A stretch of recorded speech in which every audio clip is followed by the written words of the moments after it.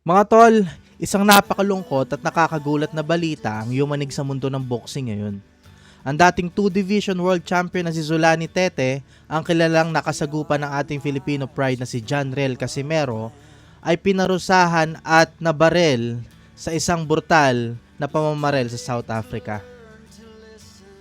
Ayon sa opisyal na ulat ng Eastern Cape Police, nangyari ang insidente nitong Biyernes ng gabi, August 21, 2026, habang naghihintay na magbukas ang gate ng kanyang bahay si Tete kasama ang isang 27 anyos na babae. Bigla silang pinaputukan ng dalawang lalaking nakamaskara.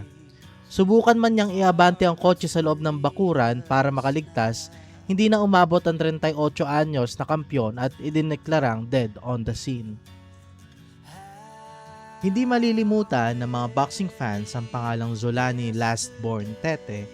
Bukod sa umahawak siya ng world record para sa pinakamabilis na knockout sa world title history na naganap sa loob lang ng 11 seconds noong 2017, hindi rin natin malilimutan ang banggaan nila ng ating kababayan na si John Riel Cuadro Alas Casimero noong 2019.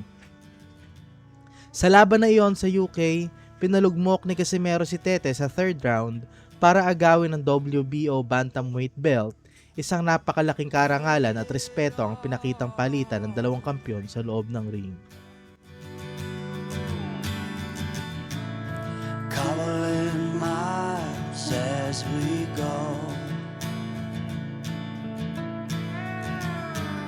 a line at a time, or a sad swan song,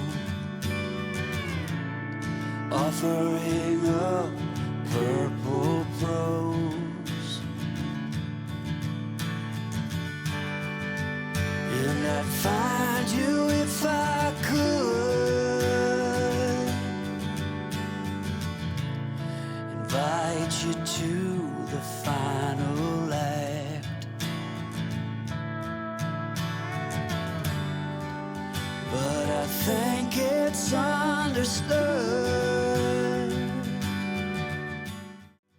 Nakahanda na sana si Tete para sa kanyang ring comeback ngayong taon matapos ang kanyang suspension. Ngunit napaaga ang pagtatapos ng kanyang kwento.